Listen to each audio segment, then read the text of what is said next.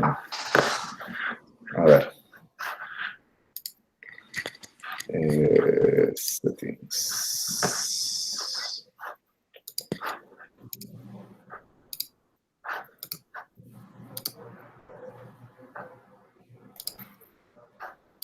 Ok.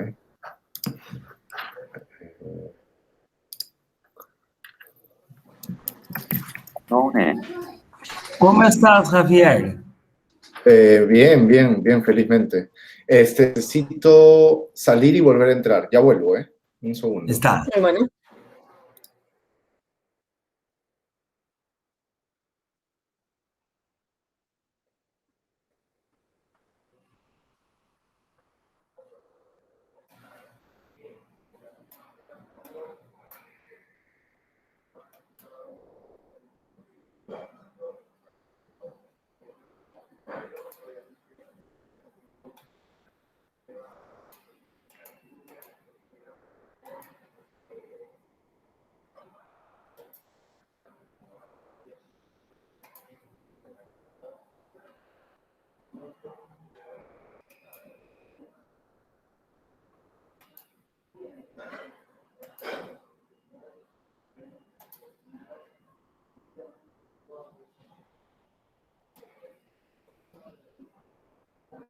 Ahora sí debería poder compartir sin problemas.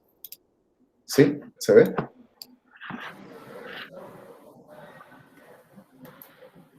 Hola, hola, ¿me Sí, pueden ver? está en este momento abriendo. Abrió, sí, el último conflicto agrario, 3 décadas de violencia política en Perú. Perfecto. Perfecto.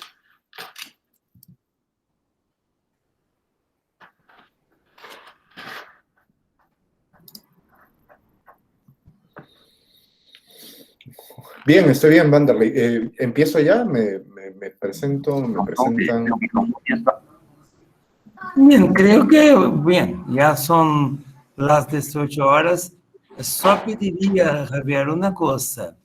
Dime. Que, porque como hay también brasileiros acá, aunque nosotros, me gustaría te pedir que procuraras hablar un poco más despacito, para Sí, que no te todos preocupes.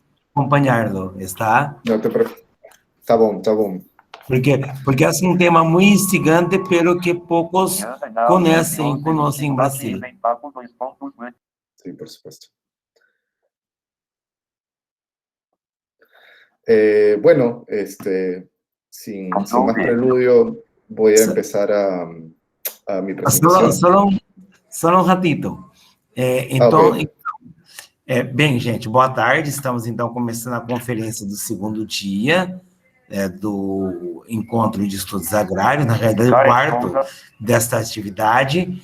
E hoje temos o gosto de apresentar aqui o professor Javier Puente, professor do Smith College nos Estados Unidos, mas também já trabalhou na Católica do Chile, foi lá que eu o conheci. Ele vai apresentar para nós um tema muito interessante, que é acerca do Sendero Luminoso no Peru e do que os peruanos chamam conflito interno nas últimas décadas do século XX. O professor vai falar em cerca de 1 hora. Quem tiver depois necessidade de fazer alguma pergunta, pode escrever no chat, o computador lê para a gente faz o resumo, Verônica pode fazer o resumo no final, né? E aí a gente faz esta apresentação. Professor Javier, la casa es tuya. Muito obrigado, Vanderlei. Bueno, en primer lugar quiero agradecer a Vanderlei Baselesc y a Verónica Secreto por la invitación, por la organización, por la paciencia que tuvieron con la organización de todo. Agradecerle también a Claudio Robles, amigo y mentor mientras estuve trabajando en Chile, que tuvo a bien vincularme con estas redes de contactos y académicos que trabajan temas agrarios y temas rurales en diferentes latitudes del continente. Y agradecerles, evidentemente, a la audiencia virtual, especialmente a los y las colegas que se encuentran en Brasil. donde se está viviendo una aguda crisis epidemiológica, social, política y económica, producto de un indolente manejo político, por no decir criminal, de la actual administración política del Brasil. Con todos ustedes mi solidaridad más sincera. Hoy quiero presentar, desobedeciendo como siempre a Vanderlei. Vanderlei siempre me conmina a hablar solamente sobre el conflicto armado interno, y yo siempre trato de escapar su sugerencia, y quiero presentarles el día de hoy una visión un poco más de largo aliento, que supone un ejercicio interpretativo de mi parte, que es producto de la lectura reciente de una literatura revitalizada, no solamente sobre temas agrarios y rurales en Perú, sino fundamentalmente nuevos trabajos de investigación que han aparecido en años recientes en torno a dos temas. El primero de ellos, como Vanderlei mencionaba, es el conflicto armado interno peruano, y el segundo de ellos es, sorpresivamente diría yo, el retorno de la reforma agraria peruana, la reforma agraria de 1969, como un tema que convoca interés no solamente académico, sino también interés político. De hecho, para contarles una anécdota reciente, como algunos de ustedes quizás saben, el Perú va a ir a las urnas este domingo a elegir un nuevo presidente o presidenta. Y se estaba especulando con la propagación de un documental muy célebre sobre la reforma agraria peruana, titulado La Revolución y la Tierra, el documental más visto de la historia peruana, por el canal de propiedad estatal, una semana antes de las elecciones. Y la derecha peruana, que copa la mayoría de opciones electorales para este domingo, se movió rápidamente para bloquear la difusión de este documental, temiendo que la información contenida en este documental, asociada con los legados de la reforma agraria de 1969, pudiera inclinar las preferencias electorales del pueblo peruano este domingo. Eso simplemente como anécdota para ilustrarles un poco esta nueva vigencia que tiene el tema de la reforma agraria y las cuestiones agrarias en Perú en general. El ejercicio interpretativo que propongo entonces, como el título de mi presentación lleva, es intentar concatenar las tres últimas décadas del siglo XX peruano, los años que van de 1969 a 1999, que son años tan inusitados y convulsos como desconcertantes. Hace algunos años, mi historiadora y colega Karen Spalding se inventó la idea de un personaje ficticio, Juan Runa, le puso, para referirse a un indio promedio, un indio colonial promedio que vive la transición del gobierno inca a los primeros años de vida colonial. Haciendo uso de este mecanismo de inventarse un sujeto ficticio, me imaginaba yo, y con esta última anécdota empiezo ya la presentación, la vida de otro Juan Runa, un Juan Runa que hubiese nacido en 1950, a mitad del siglo XX, que hubiese vivido una vida, una infancia, entre movilizaciones sociales, familiares, comunales, y rumores sobre la restitución de los derechos de su familia y su comunidad a el usufructo y la tenencia de su tierra, que es escasamente Juan Runa, mayor de edad, en 1969, cuando finalmente se promulga la reforma agraria peruana, que lo convierte en un sujeto campesino, con todas las connotaciones que ello supone, y que voy a explicar más adelante en mi presentación, y que sin embargo, unos años más adelante, Juan Runa, este nuevo Juan Runa del siglo XX, va a morir a manos del Estado o de Sendero Luminoso antes de cumplir los 50 años. Es esta vida de Juan Runa, nacido en 1950, así como Juan Runa de Spalding era un indio promedio, Juan Runa de Javier Puente sería un campesino promedio, esta vida convulsa, inusitada, desconcertante, la que merece un ejercicio de vinculación histórica. Cómo atamos los diferentes años que transitan, que enmarcan la vida de este nuevo Juan Runa. Entonces, ¿cuál es la cronología mínima de la que disponemos para hacer un ejercicio interpretativo de estas 3 últimas décadas del siglo XX? La cronología convencional mínima habla fundamentalmente de 2 episodios.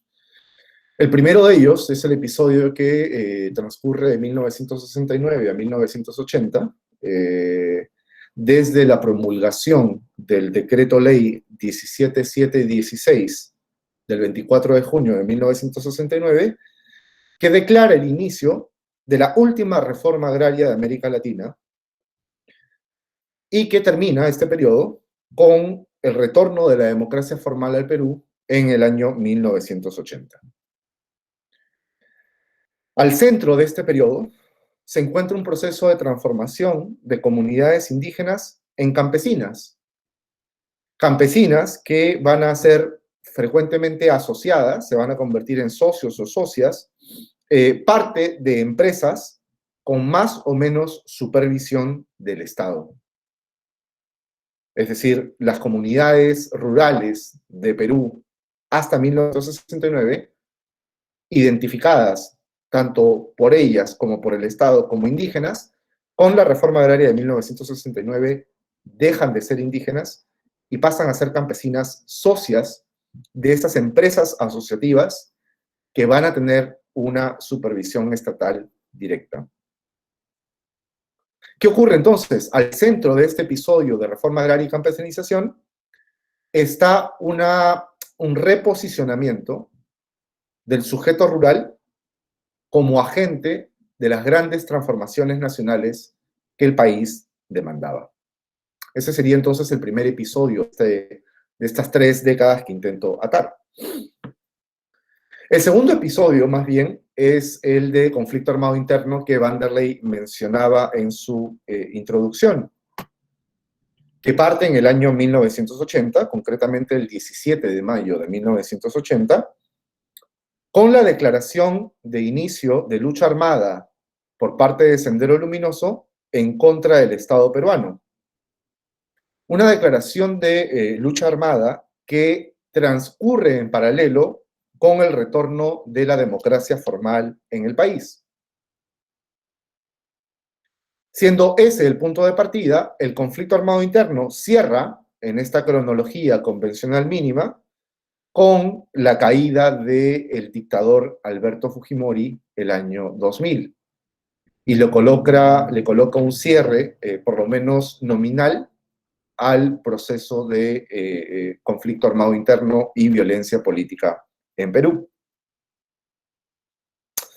Al centro de este segundo momento, de este periodo, se encuentran esos mismos grupos campesinos, esas mismas comunidades rurales, que en el episodio anterior habían sido colocadas como agentes centrales de las grandes transformaciones económicas, sociales y políticas que el país demandaba,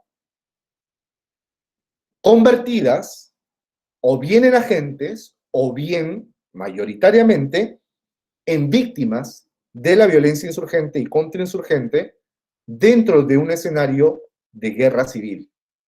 Y de un escenario de guerra civil, además, similar probablemente a otros escenarios de conflicto armado en América Latina y de mucha represión estatal, de terrorismo de Estado, que sin embargo en Perú tiene este factor adicional particularmente desconcertante de ocurrir bajo democracia formal.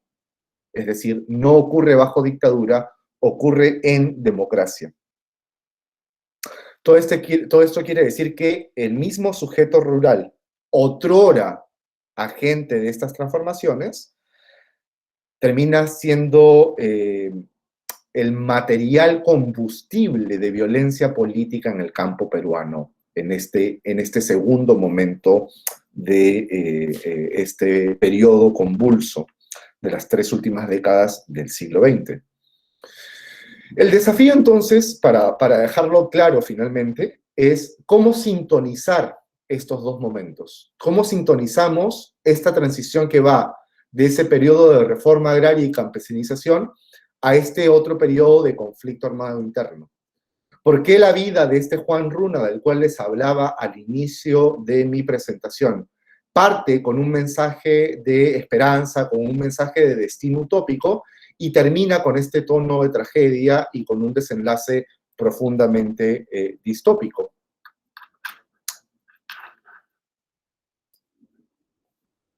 Y para ello es importante desglosar algunos puntos esenciales que para aquellos, sobre todo la audiencia que no está familiarizada con el tema peruano, puedan familiarizarse con algunos hechos que creo que son importantes de señalar en torno a ambos momentos de esta interpretación convencional que les estoy presentando en primera instancia, ¿no? La primera de ellas es aquella asociada con la reforma agraria y la campesinización de las comunidades rurales de Perú. Bajo el lema de tierra para el que la trabaja, un grupo de militares que había dado un golpe de Estado el año 1968, decide llevar a cabo una de las demandas más agudas y más urgentes, no solamente en Perú y no solamente desde los sectores rurales, sino que para ese año una demanda genuinamente hemisférica, y es la de transformar las estructuras de tenencia de tierra como principio de desigualdades que podían conducir a violentos episodios de insurgencia social. Es así entonces que este grupo de militares, autorrotulados como rurales, se precipitan a declarar, a promulgar una ley de reforma agraria, utilizando como fecha simbólica el Día del Indio, el 24 de junio, una fecha por demás importante en el calendario agrario de todos los Andes, no solamente peruanos, y probablemente de todas las comunidades agrarias en el hemisferio sur, y declaran entonces, promulgan la ley de reforma agraria. Es una ley de reforma agraria que, si bien es cierto, es peculiar a Perú, tanto en envergadura como en materia de ejecución, es producto también de una serie de procesos de corte transnacional.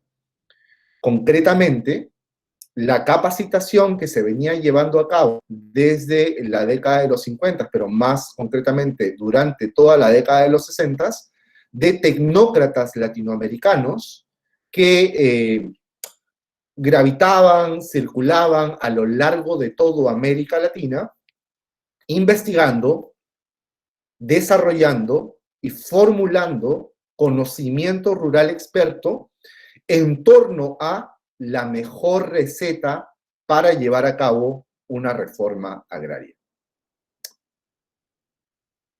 Son estos conocimientos, son estos tecnócratas los que convergen en Perú en 1969 para no solamente pensar la reforma agraria, sino también para ejecutarla. Una reforma agraria, nuevamente, que si bien es nacional, va a tener fuentes de financiamiento internacional. Fuentes de financiamiento internacional que van a venir incluso desde los mismos Estados Unidos, bajo ciertas condiciones, claro está, y también de auspicios institucionales como aquellos que provenían del Centro Interamericano de Reforma Agraria con sede en Bogotá. Es una reforma agraria que, sin embargo, no debe perder de vista que se desarrolla bajo un fuerte tono de autoritarismo militar. Y de hecho, es la existencia de este autoritarismo militar lo que, en la visión de algunos tecnócratas vinculados con la reforma agraria, va a permitir facilitar la aplicación de las medidas más adecuadas para el éxito de una reforma profunda.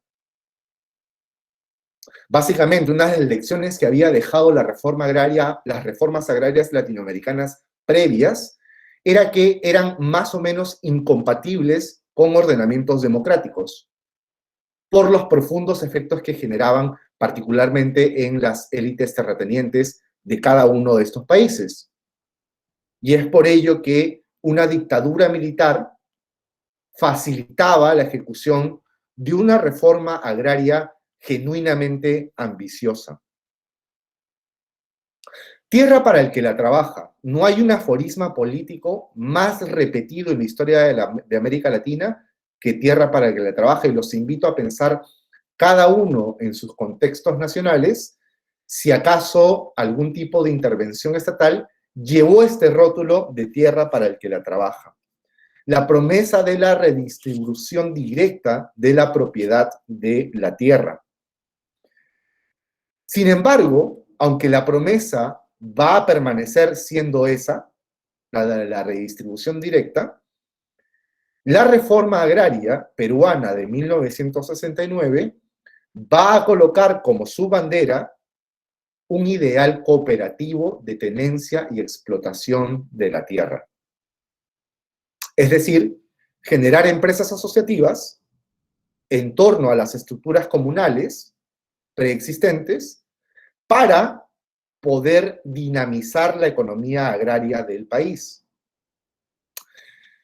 En el avance de este ideal cooperativo, básicamente se van a desatar algunos problemas relacionados con la tensión entre la lexis y la praxis de la reforma agraria.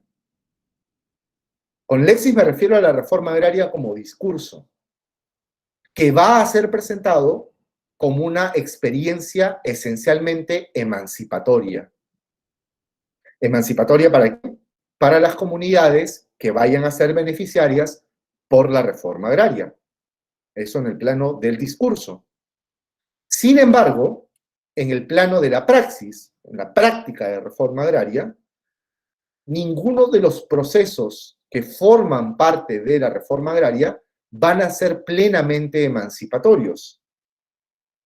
Y aunque se va a abolir el latifundio, y se va a abolir el sistema de hacienda en el Perú, y se van a expropiar a los grandes tenedores de tierra del país, especialmente, por ejemplo, a la Cerro de Pasco Copper Corporation, la promesa de tierra para el que la trabaja va a permanecer incumplida.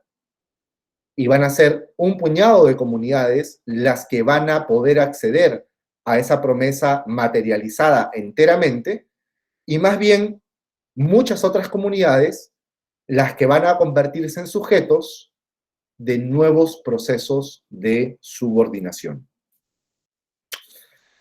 ¿A qué me refiero con campesinización? Y entiendo que estoy haciendo un uso libre del español, ¿no? Haciendo verbo un sustantivo.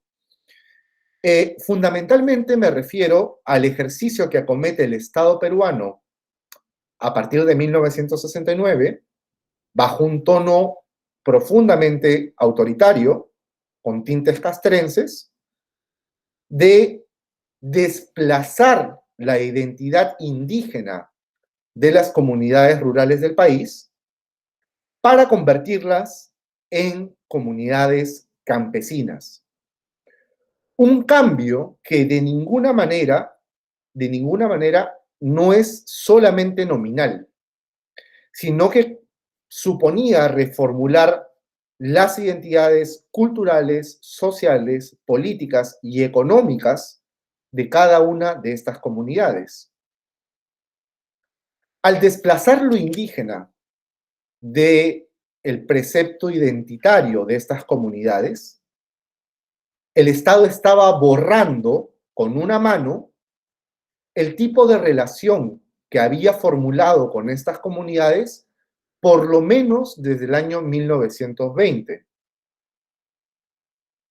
Desplazaba además los conocimientos y las prácticas asociadas con esa indigeneidad, pero desplazaba fundamentalmente el tipo de vínculo que van a tener cada una de estas comunidades con este nuevo estado emergente post-reforma agraria.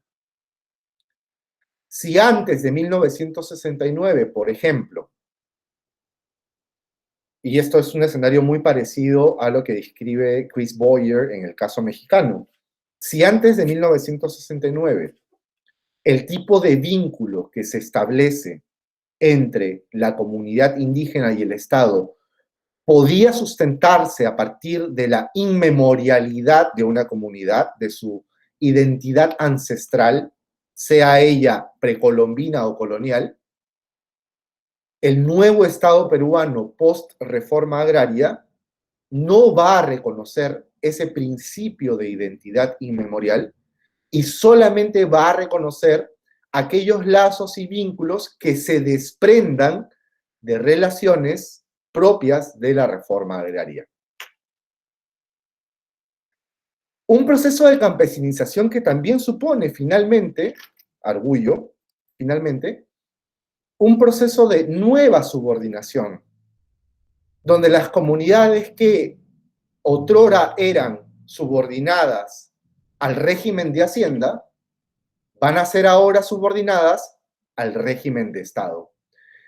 Pero donde la promesa emancipatoria y la demanda por autonomía de las comunidades va a permanecer, como dije anteriormente, insatisfecha.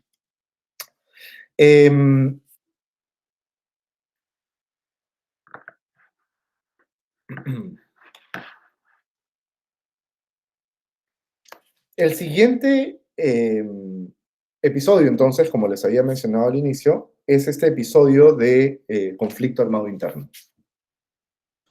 El conflicto armado interno es, con absoluta convicción, la guerra más sangrienta que ha enfrentado el Estado peruano, interna o externa, en toda su historia independiente.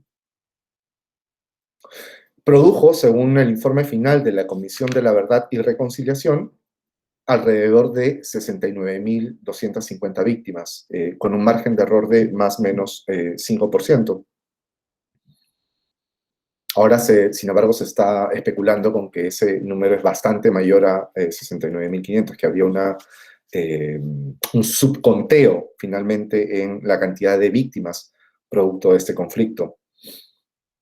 Un amplio porcentaje de estas víctimas, según la misma Comisión de la Verdad y Reconciliación en su informe final, provenían de un origen indígena o campesino. No tenían al español como su lengua materna y tenían un modo de vida eminentemente agrario. Es decir, era básicamente el sujeto beneficiario de la reforma del episodio anterior. Este conflicto armado interno se inicia en el departamento de Ayacucho, en los Andes surcentrales peruanos, se expande luego a sus provincias y se extiende eventualmente, unos años después, a todo el territorio, llegando a abarcar la mayor parte del territorio nacional, incluso la ciudad de Lima. Sin embargo, pese a esa extensión territorial del conflicto armado interno, es un conflicto que permanece enfocado en zonas rurales. Y a lo largo de, nuevamente, usando la cronología de la Comisión de la Verdad y Reconciliación, a lo largo de las 2 décadas de transcurso del conflicto, el grueso de las víctimas, de ese conteo final de 69.250 víctimas, va a permanecer siendo víctimas de origen rural. Es un conflicto, además, que en alguna publicación he arguido que tiene unas características particulares propias de una guerra de ocupación. Es un conflicto donde las Fuerzas Armadas peruanas van a ocupar militarmente, en el sentido de similar a una ocupación extranjera, pero van a ocupar militarmente su propio territorio. y van a desatar mecanismos de violencia contrainsurgente propios de una ocupación foránea. Lo cual se condice plenamente, además, con la falta de reconocimiento de la indigeneidad como un elemento de identidad nacional. Y finalmente le añade tintes raciales a este conflicto armado interno que logran explicar más adelante por qué es que el grueso de las víctimas tiene esta identidad indígena o campesina, tiene este origen rural y tiene esta identidad lingüística, por ejemplo. Es este conflicto armado interno, entonces, y su concatenación con el periodo, con el episodio anterior, lo que presenta este desafío epistemológico de cómo atar estos dos momentos, cómo el Estado de 1969, que se está expandiendo y ofreciendo emancipación y ofreciendo autonomías y ofreciendo tierra para el que la trabaja, es el mismo Estado que escasamente poco más de una década después de reforma agraria está asesinando a esos mismos sujetos a los que había prometido emancipación y autonomía.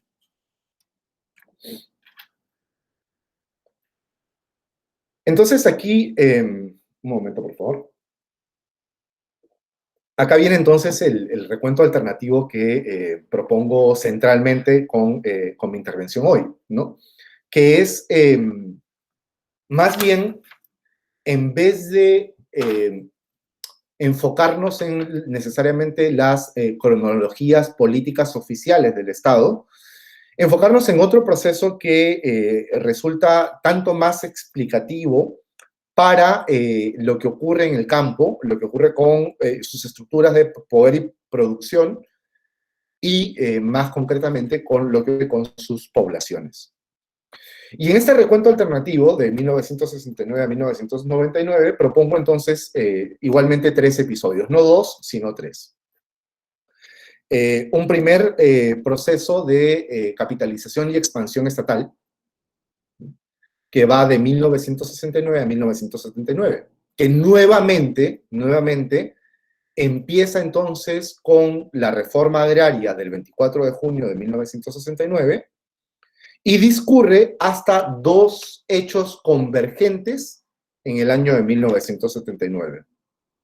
El primero de ellos es la promulgación de una nueva constitución en Perú. Básicamente, el año 78, el proyecto de dictadura militar se agota y se abre la posibilidad de un retorno a la democracia, un retorno de los civiles a detentar el poder del Estado. Sin embargo, una de las condiciones que se coloca para facilitar este regreso a la democracia es la formulación de una nueva Carta Magna, de una nueva Constitución. Se hace un llamado entonces el año 78 a una asamblea constituyente donde además van a haber en su mayoría fuerzas progresistas con un muy relevante papel de la izquierda legal, y en esta asamblea constituyente se discute y se formula una nueva constitución para el país que se promulga en julio de 1979. El otro episodio menos conocido de este año es el episodio conocido como la masacre de San Juan de Hóndores, una comunidad otrora indígena, campesinizada por el proceso de reforma agraria, que se enfrenta al proceso de reforma agraria desde su incepción, que lo considera enajenante, que lo considera alienante, que lo desposee de su propiedad para generar una empresa asociativa, y que finalmente se va a enfrentar abiertamente al Estado peruano, a la dictadura militar, la cual va a responder a este desafío comunal con la comisión de las Fuerzas Especiales de la Policía Nacional de Perú, o en ese momento de la Guardia Civil realmente, los así llamados Sinchis, que van a perpetrar una represión violenta y una masacre en septiembre de 1979. Y que según Argullo, en un texto que he publicado también, inaugura una época de masacres en los Andes peruanos. Una época en la que el Estado se va a relacionar con sus comunidades en clave masacre. Eso entonces marca los dos hitos de este primer episodio. Un segundo episodio va del año 1979 a 1989 y lo rotulo tentativamente como un periodo de neoliberalización y contracción estratégica de la presencia del Estado. Este segundo episodio, entonces, transcurre desde la promulgación de la Constitución de 1979, que he explicado hace un momento, hasta los debates iniciales para la formulación de un nuevo programa de titulación de la propiedad rural que se inician en 1989 y que solamente se van a terminar algunos años más adelante con el establecimiento del PET, que es un programa especial de titulación de tierras. Este programa especial de titulación de tierras aspiraba, en teoría, en lo nominal, a finalmente convertir a todo tenedor de tierra rural en un propietario formal, ¿no? Y sin embargo, lo que termina acometiendo es la enajenación de derechos comunales de las comunidades otrora indígenas, ahora campesinas, y la mercantilización o la generación de un nuevo mercado de tierras. La tierra nuevamente va a pasar a ser fuertemente mercantilizada y va a empezar gradualmente un proceso de reconcentración de tierra. Este nuevo episodio entonces va del 79 al 89. Y hay un tercer episodio que empieza el año 89 y va hasta el año 99 y que rotulo como un momento de precarización y abandono total, ¿no? Es básicamente toda la década de 1990 que está asociada con la parte más drástica de los ajustes estructurales que asociamos con la llegada del neoliberalismo, pero que también incluye esta década, finalmente, el desmontaje formal de toda la legislación asociada con la reforma agraria de 1969. Es en esta década donde se termina desmontando legalmente toda la arquitectura legal que esa expansión estatal del primer episodio había generado. Se promulga, entre otras cosas, una nueva constitución que reemplaza la de 1979, que sintetiza todo el régimen de propiedad rural que otrora ocupaba alrededor de 4 artículos y 7 incisos, a 2 artículos incluidos dentro de la explicación del régimen económico de la República.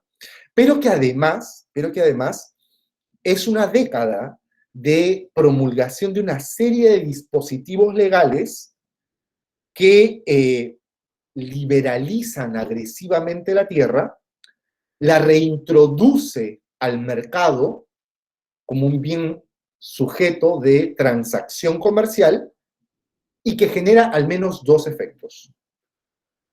El primero de ellos es lo que ya había mencionado, la reconcentración de la propiedad de la tierra en manos de grandes propietarios, fundamentalmente terratenientes extranjeros, y la emergencia del neolatifundio, que es una experiencia transversal al sur global, que lo pueden documentar en el sureste asiático, en África y, cómo no, en América Latina.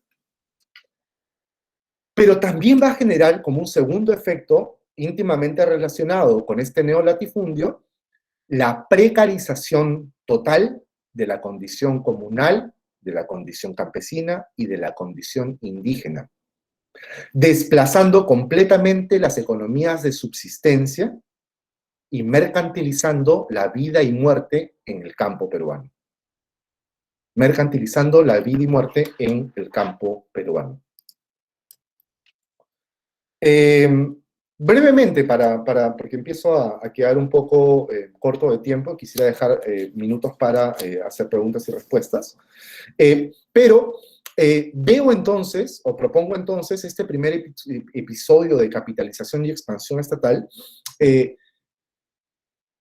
en torno a apreciar a la reforma agraria como un ejercicio de capitalismo de Estado, ¿no? Más que una promesa de emancipación inconclusa, más que una plataforma de generación de nuevas autonomías, aprecio a la reforma agraria, propongo entender a la reforma agraria de 1969 como el punto de llegada de una serie de esfuerzos que el Estado venía desarrollando por lo menos desde 1920 para, desde el campo, dinamizar sus estructuras de producción y generar una economía agraria capitalista en el Perú.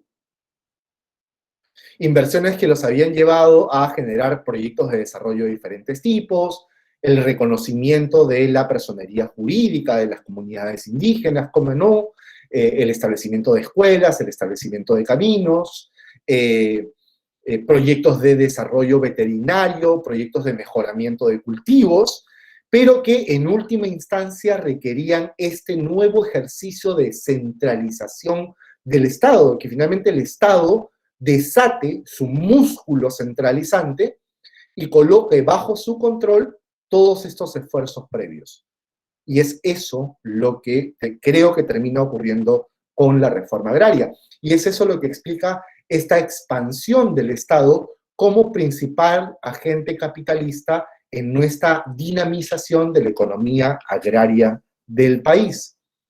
Esta evidentemente es una experiencia fallida. El Estado no logra calcular bien los niveles de inversión, las heterodoxias económicas que suponía un movimiento de este tipo y eventualmente es un proceso de capitalización que termina fracasando, que conduce a la quiebra de numerosas empresas asociativas, pero fundamentalmente a una gradual resistencia al mensaje de reforma agraria, por lo menos desde el año 72 o 73.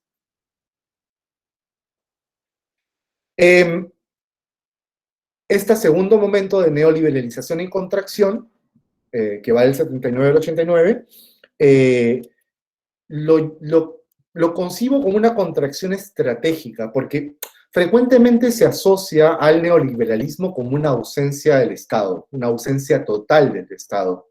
Cuando realmente, creo yo, o sea, me cuelgo de literatura sobre el tema, realmente no es una propuesta mía, lo que se trata más bien es de contracciones estratégicas y reformular los contornos del Estado para facilitar justamente los ajustes estructurales que asociamos con neoliberalismo.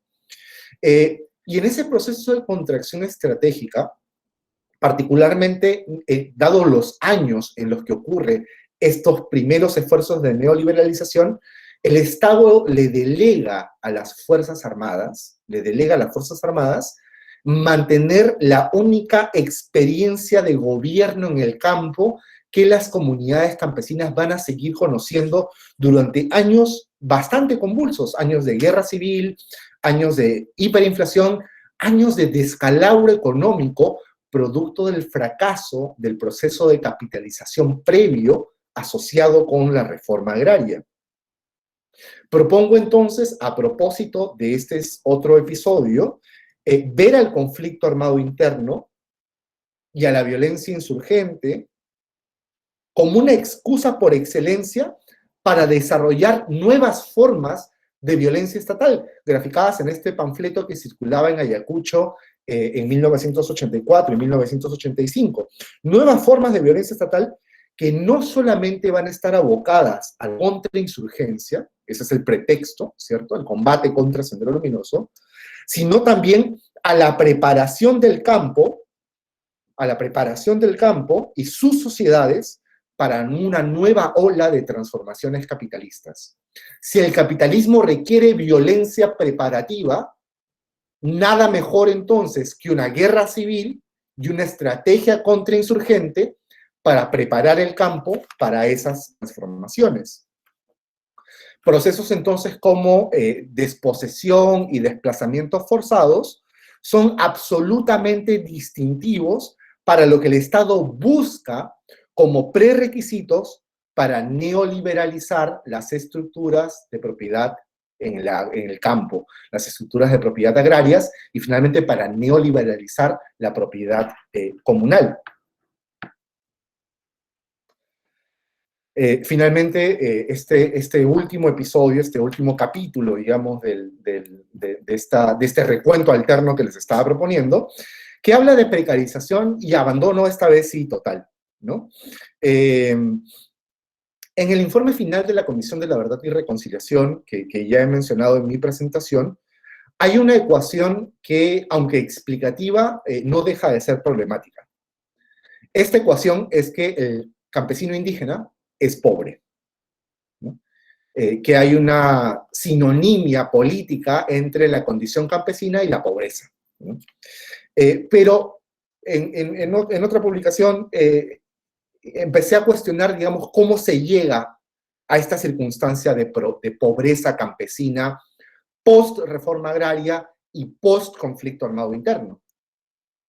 Y básicamente lo que entiendo aquí es que reforma agraria, capitalización fallida, expansión estatal, contracción estatal y todo este tipo de violencias que se desata en torno al conflicto armado interno terminan por diluir completamente las economías de subsistencia familiar, doméstica y comunal en el campo peruano. Y coloca entonces la vida en el campo como algo eminentemente mercantil, como una condición de mercado. Y es solamente en ese contexto en el que se puede entender que una comunidad con tierras, rebaños y cultivos sea pobre, porque su economía de subsistencia no es más factible y porque su subsistencia va a estar únicamente asociada con su capacidad de ingresar al mercado eficientemente. Un ejemplo interesante es este que les mostraba a propósito de la reconsolidación del latifundio y la precarización de la vida rural post-reforma agraria y post-conflicto, es esta imagen satelital de la antigua hacienda Chiclín, ¿no? Una de las haciendas azucareras más importantes de la costa norte peruana, que fue objeto de expropiación por la reforma agraria de 1969, que se convirtió en una empresa asociativa, que también estuvo sujeta a los vaivenes del periodo de violencia política, y cuyos campesinos, socios de la empresa asociativa, eventualmente, enfrentando el descalabro económico de su empresa asociativa, terminan vendiendo su tierra a un grupo corporativo extranjero, en este caso el grupo Gloria, si no me equivoco, de origen colombiano. Los antiguos campesinos de la hacienda Chiclín conservaron la zona urbana de la hacienda, donde se encuentran sus viviendas, y vendieron todo lo demás, en tierras que les solían pertenecer, pero que ya no son suyas, y que ni siquiera pueden pisar. Y viven esta vida que grafica tan bien la imagen satelital, que es una vida confinada, enclaustrada, ¿no? Circundada por estas tierras que les pertenecieron a sus antepasados, que se les entregaron durante la reforma agraria y que son ahora propiedad del neolatifundio extranjero en el Perú post-reforma y post-conflicto. Cierro entonces con algunas conclusiones que tienen que ver, que nos llevan de regreso al título de mi presentación, ¿no? Que hablaba del último conflicto agrario. ¿Y por qué el último conflicto agrario?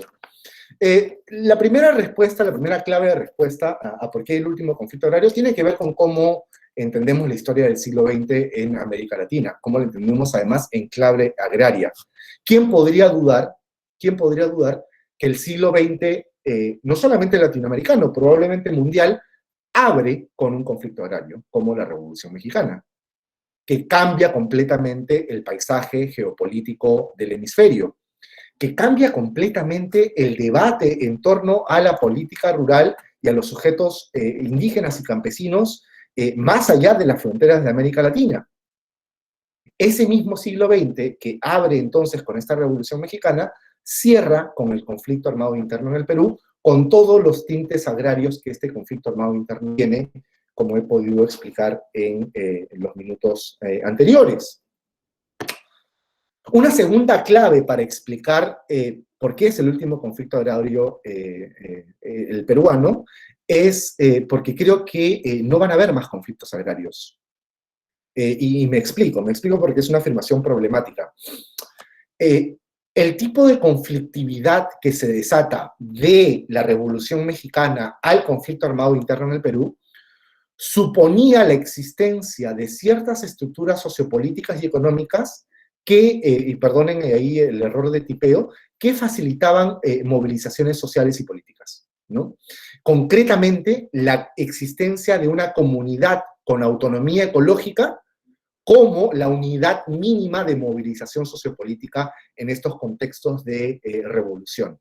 ¿Y a qué me refiero con autonomía ecológica? Muy concretamente, y lo podemos seguir discutiendo durante las preguntas y respuestas, a la capacidad que tiene una comunidad de mantener una facción de su población movilizada en armas y, sin embargo, mantener sus niveles de producción a un nivel que haga sostenible esa movilización. Esa capacidad, esa autonomía ecológica, toda vez que la subsistencia comunal se ha diluido y toda vez que la vida se ha mercantilizado, no existe más. No hay capacidad para estas comunidades de realizar estos procesos de movilización sociopolítica.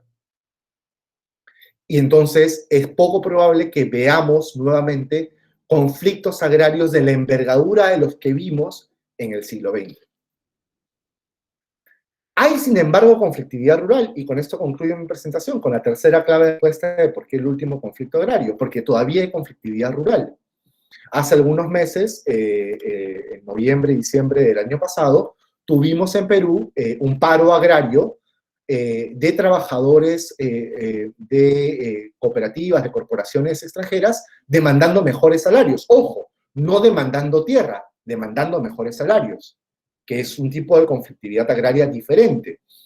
Sin embargo, más interesante aún es ver cómo tanto grupos campesinos como comunidades indígenas van transitando cada vez con mayor frecuencia de una clave agraria en sus demandas a una clave medioambiental, encontrando justamente en estas agendas medioambientales una nueva semántica, un nuevo discurso de movilización que les facilita legibilidad, les facilita existencia como interlocutores de los poderes estatales y de capital en este nuevo contexto de antropoceno-capitaloceno, en donde el tejido rural nuevamente se coloca al centro de los grandes problemas que enfrentamos como sociedad.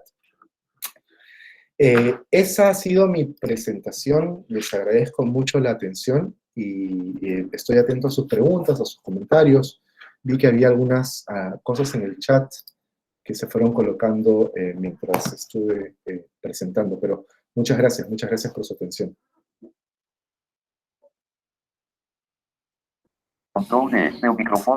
Muchas gracias, Javier. Es un tema bastante instigante y realmente no abandonaste el conflicto interno y enriqueceste esta presentación. Eso está muy bien. Ahora, Verónica. Vanderlei. Vamos a leer entonces las preguntas que tengo. Eso. Tá. A primera es de Vanderlei, él está preguntando si es posible que hables acerca de las comunidades nativas reconocidas en 74. Lorena hizo más un comentario en el momento que estabas hablando, dice lo mismo que promete la reforma agraria, es el momento de que masacran el conflicto armado. ¿Quién es el sujeto o cuáles son los sujetos o instituciones? Aún vamos a parar por ahí y después te agrego la pregunta de Guillermo y una mía. Perfecto. Bueno, en primer lugar, es interesante el término que usa Vanderlei de comunidades nativas, ¿no? Porque no sé si acaso Vanderlei se está refiriendo puntualmente a las comunidades amazónicas. Sí, porque, exacto, porque en efecto, a medio camino del proceso de ejecución de la reforma agraria peruana, el gobierno militar, la dictadura militar, entiende que, superado el desafío de la reforma agraria peruana en la sierra, la siguiente frontera a donde el Estado debía expandirse era justamente la cuenca amazónica, la selva peruana, ¿no?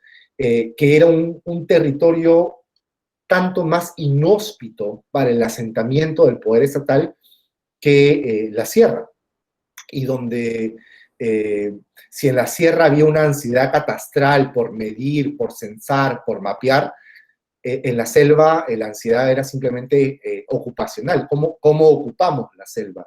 ¿No? ¿Qué tipo de poderes debemos desatar para enfrentar la selva? Ni siquiera tanto con selva, sino en lo concreto, buena parte del diagnóstico que hay sobre la selva y sobre las comunidades nativas es que tienen que ser la vanguardia de la expansión de la frontera agrícola peruana, ¿no? Uno de los preceptos que tenía la reforma agraria peruana, los tecnócratas asociados con ellos, era que la frontera agraria era mucho más reducida de lo que inicialmente se estimaba, ¿no?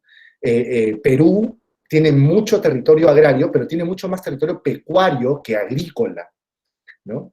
El territorio agrícola era más bien reducido y limitado, y para el tipo de dinamización capitalista que se buscaba tener, la expansión hacia la zona de montaña, como se le conoce a la ceja de selva, y hacia abajo, hacia el resto de la cuenca amazónica, suponía entonces esta suerte de versión de una reforma agraria con las comunidades amazónicas, no campesinizándolas, sino reconociendo justamente su carácter nativo a la cuenca amazónica, pero aún así intentando convertirlas en un laboratorio para la expansión de la frontera agrícola. Y de hecho se ensayan un par de proyectos de esta naturaleza.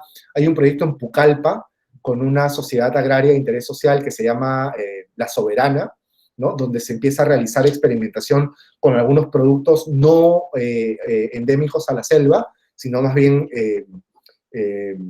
digamos, traídos, importados a esta zona, y donde lo que realmente se está experimentando es tratar de proponer la misma relación que se tiene en la sierra entre Estado y comunidades campesinas con estas comunidades nativas de la selva.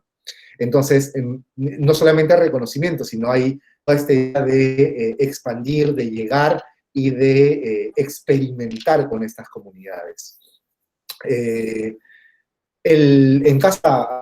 En torno a la pregunta de Lorena, muchas gracias, Vanderlei, por la pregunta, muchas gracias también, Lorena, por la pregunta. ¿Quiénes son estos sujetos? ¿Quién está prometiendo reforma agraria y masacrando en el conflicto interno? Es una pregunta muy aguda, porque casi diría yo, no solamente la misma institución, son las mismas personas, ¿no? Piensa en lo siguiente. Con instituciones me refiero por una parte al Estado, pero concretamente a las Fuerzas Armadas, ¿cierto? Y muy especialmente a la Infantería de Marina, a la Policía de Perú, a las Fuerzas Especiales de la Policía de Perú, pero más adelante al Ejército Peruano, ¿no? El Ejército Peruano va a ser uno de los grandes nefastos protagonistas de los procesos de represión durante el conflicto armado interno. Ahora, así como hablé de Juan Runa, sujeto campesino promedio, uno podría hablar, no sé, de Alfredo Quispe, el militar promedio, ¿no? Que, digamos, se graduaba de la escuela militar el año 1971, en pleno auge y vigencia de la reforma agraria. Es subteniente durante los 70s y teniente durante finales de los 70s, o capitán durante finales de los 70s, e ingresa al periodo de conflicto armado interno como capitán o mayor, ¿no? Entonces, pasa de ser, no sé, portapliegos de la Oficina Regional de Reforma Agraria en Ayacucho, a ser un capitán o mayor jefe de batallón en una base contrainsurgente en el mismo Ayacucho. Esas trayectorias no son de ninguna manera caricaturescas. Creo que, aunque no las puedo documentar, no fehacientemente, creo que eran trayectorias perfectamente factibles en este tránsito de reforma agraria a conflicto armado interno. Es decir, Lorena, para nuevamente responder tu pregunta más enfáticamente, es el Estado, son las Fuerzas Armadas, es el Ejército, pero muy probablemente son las mismas personas. Bueno, todavía tenemos tres preguntas. Guillermo pregunta, Javier, si posible me gustaría que hablaras un poco sobre los conflictos por el agua en Cajamarca y la movilización campesina en torno de ella. Y Diana dice, a propósito de la última periodización, ¿no podríamos pensar un siglo XX más largo, teniendo en cuenta el conflicto armado colombiano, que tiene como una de sus variables fundamentales el problema de la tierra? Yo agregaría, digamos, apoyaría esta idea, porque me parece que uno de los trabajos más difíciles del historiador, más complejos del historiador, es la periodización. Es uno de los mayores desafíos, ¿no? Encontrar problemas, digamos, y limitarlos, que no invadan para un lado ni para el otro, que conformen un problema único, un problema con una personalidad. Creo que vos eso lo has demostrado. Lo que te propone Diana es pensar, si bien coincidimos en la Revolución Mexicana, ver hasta dónde se extiende la personalidad de ese periodo. Y aún sí. Vanderlei nuevamente, más un punto, dice Vanderlei. Hable por favor acerca de la base social del sendero, ya que acordás que ha sido la mayor guerra enfrentada por el Estado de la independencia. Entonces tenemos tres cuestiones. Sí, muchas gracias nuevamente por las preguntas, Guillermo. Este tema del agua, de hecho, es interesantísimo, ¿no? Porque es más bien el tema que me preocupa para el segundo gran proyecto que estoy empezando recién. La presentación que les he hecho es un poco los dos últimos capítulos de un libro de próxima aparición. Y ahora ando transitando más bien hacia temas hídricos, porque es la otra arista de este problema rural, ¿cierto? O sea, a medida que uno se vuelca sobre temas agrarios y se vuelca sobre problemas en torno a la tierra, luego te vas dando cuenta, más temprano que tarde o más tarde que temprano, que los regímenes hídricos que sostienen la productividad de la tierra terminan siendo tan o más importantes que la propiedad de tierra misma. Entonces, en Cajamarca, en los Andes norte peruano, desde hace ya una buena cantidad de años, las comunidades de la zona, indígenas y campesinas, se vienen enfrentando concretamente a las estructuras de producción extractivista que existen en la región. Es una zona con mucha presencia de minerales, de oro y otros minerales importantes de uso industrial, donde la napa freática se ve comprometida en la extracción de estos minerales, ¿no? Y estas cuencas, estas lagunas, estos ríos, estos embalses naturales, que son objeto de la ambición extractivista de estas corporaciones extranjeras, chinas, canadienses y alguna o que otra estadounidense, se enfrentan a un entendimiento diferente del agua por parte de comunidades indígenas y campesinas, que ven más bien en esta ontología, perdonen que suene un poco con jerga, ¿no? Pero en esta ontología binómica de agua y tierra propia del legado colonial que tenemos, y que seguimos empleando, ¿no? Como esto es tierra, esto es agua y el agua nutre la tierra, estas comunidades indígenas y campesinas demuestran un entendimiento mucho más simbiótico de agua y tierra como una unidad, pero además de estas comunidades indígenas y campesinas imbricadas en estos espacios, ¿no? Y entonces, bajo el lema de la vida es más importante que el oro, están enfrentando a estas grandes corporaciones transnacionales defendiendo el agua, defendiendo la vida, defendiendo sus tierras, defendiendo finalmente este entendimiento holístico de una naturaleza que nos incluye, que nos imbrica.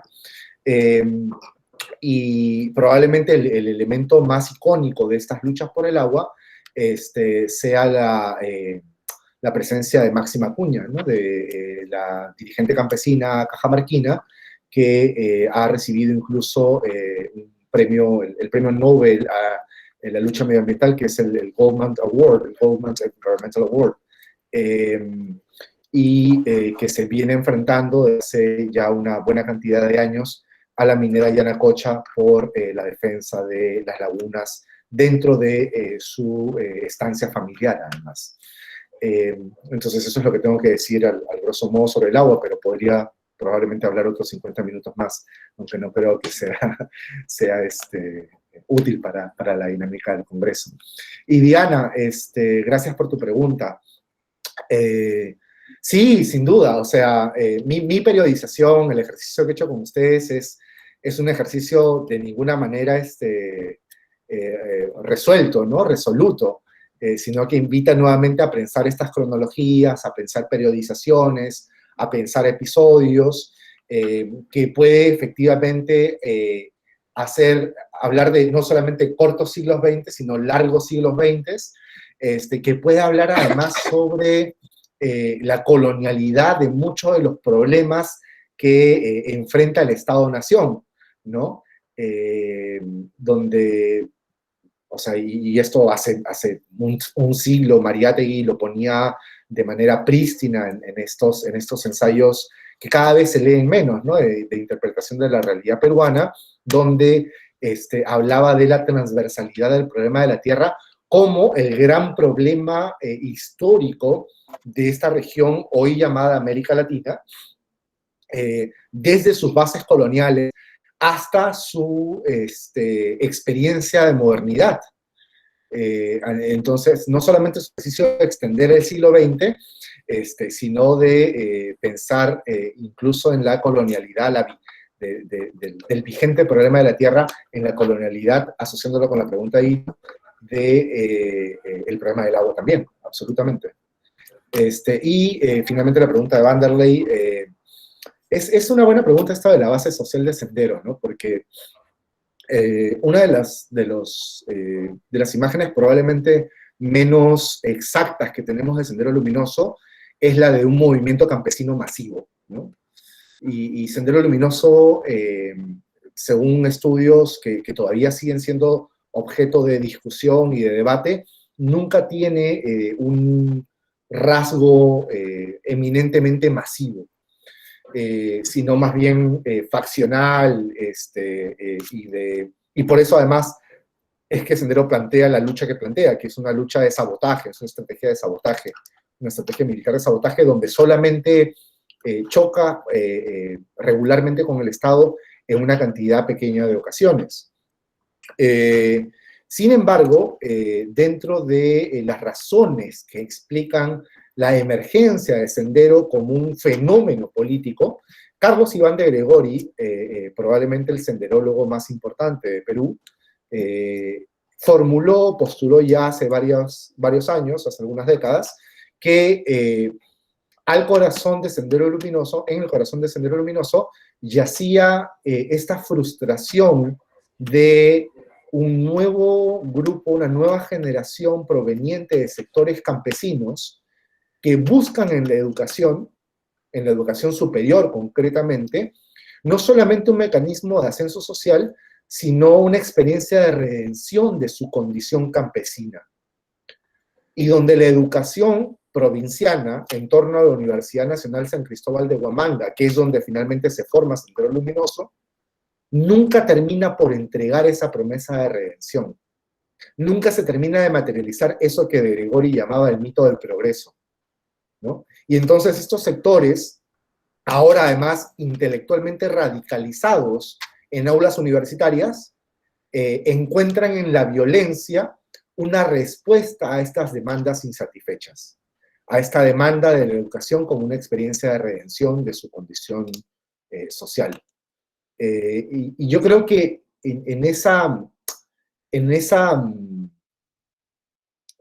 materialización de la fractura histórica, ¿no? En esta famosa tesis de los dos Perúes, ¿no? Que existen dos Perúes, como existen probablemente dos Colombias, como existen probablemente dos Chiles, ¿no? Uno circunscrito a Santiago, Bogotá, Lima, ¿no? Y otro en los interiores, donde hay otras dinámicas y otros procesos. Y es en esa fractura histórica donde yace justamente la profundidad de este conflicto, ¿no? En que finalmente se materializa algo que había asomado antes durante las guerras de independencia, había asomado antes durante la Guerra del Pacífico, pero termina mostrando todo su rostro y toda su envergadura durante el conflicto armado interno. No sabía, Verónica. Anoté ahí que falleció Alfredo Bossi ayer, y él es un crítico en el sentido positivo, ¿no? Tiene un excelente artículo, hace como una especie de traducción, ¿no? De traer Mariátegui para el Brasil, en ese artículo que se llama Una vanguardia enraizada. Creo que fue publicado en el estudio CEBRAP y puede ser encontrado fácilmente en la página, en la web. A mí me quedó también así dando vueltas una expresión que vos usás, que es la reforma agraria como capitalismo de Estado, ¿no? Y que de alguna forma también rondó la mesa de la tarde, en que tuvimos una ponencia sobre la reforma agraria en Uruguay, ¿no? O sea, también más para crear una clase media agraria, ¿no? Ese ideal que está muy presente en América Latina desde, digamos, el modelo americano, el ideal de un agrarismo de clase media, de crear el pequeño propietario, de tener una base de propiedad. Brodel tiene un libro, Brodel, muy interesante que se llama La gramática de las civilizaciones, y él dice una cosa así: crear un consenso general respecto de la propiedad. O sea, si todos la tienen, va a haber un consenso sobre la propiedad. Si ella está distribuida, va a ser más fácil la gobernabilidad, digamos, porque, bueno, todo el mundo participa de ella. Si queda muy distante e imposible, no va a haber consenso sobre la propiedad. Entonces me parece que un poco perpasó, digamos, disculpen, hoy la mesa a la tarde y ahora en tu conferencia, ¿no? Ese fantasma que ronda, que tiene la pequeña propiedad, la parcela como de varias lecturas, ¿no? Tironeando de un lado y del otro la parcela, significando cosas diferentes. Absolutamente. ¿Vanderlei? Sí. ¿Querés agradecerle a nuestro invitado? ¿Querés invitar a la gente a hacer preguntas? Quiero... Abrir los micrófonos, quien quiere hacer más preguntas. Bien. Si alguien aún quiere preguntar algo, puede aprovechar ahora y abrir el micrófono. O se cale hasta mañana. O si no, sí, estarán en silencio hasta la próxima reunión. Mañana quería recordarles, tenemos como conferencista a Darío Fajardo, que también, bueno, obviamente fue recordado aquí el conflicto también en Colombia, pero con digamos, si bien él viene trabajando la cuestión de las negociaciones de paz, esta vez trae un tema que es muy caro también al Brasil, que es el tema de las dictaduras y las comisiones de la verdad, o sea, la comisión de la verdad y la cuestión de las tierras. Entonces también es otra lectura que nos es común y que está, ayer estuvo Leonilde, que ha trabajado sobre esa cuestión también, en fin, y aquí está Claudio también, que te quiere agradecer, a Gillian también te agradece, todo el mundo halló muy interesante y realmente lo ha sido. La conferencia quedó grabada y la vamos a disponibilizar, te vamos a avisar después donde la podés ver y la podés recomendar para tus alumnos, en fin, una vez que está en la página en el YouTube también gana mayor visibilidad y es más fácil para nosotros profesores poder anexar a nuestras clases y a nuestros, ahora que es todo remoto, poder mandar a los alumnos a asistir. Sí. Javier, te quería agradecer muchísimo, fue muy interesante. Gracias. Un gusto, Javier. Y Javier, solo una pregunta. E aquele tu livro? Primavera del 2022. Primavera del 2022. Te prometo que vas a ser el primero en recibir una copia de cortesía, Vanderlei. ¿Cuándo primavera? Primavera del 22. De 22. Ah, está bien. Yo te deseo, Javier, que lo puedas lanzar físicamente en un lanzamiento con gente, que puedan tomar un buen vino y brindar. Ojalá, cuídense todas. Y un fuerte abrazo a la audiencia en Brasil. Muchísimas gracias, muchísimas gracias. Gracias, Javier. Chao. Bueno, chao, chao. Despedimos también a nuestro público. Hasta mañana. Chao, chao. Que seguiremos con las discusiones. Chao, chao. Gracias.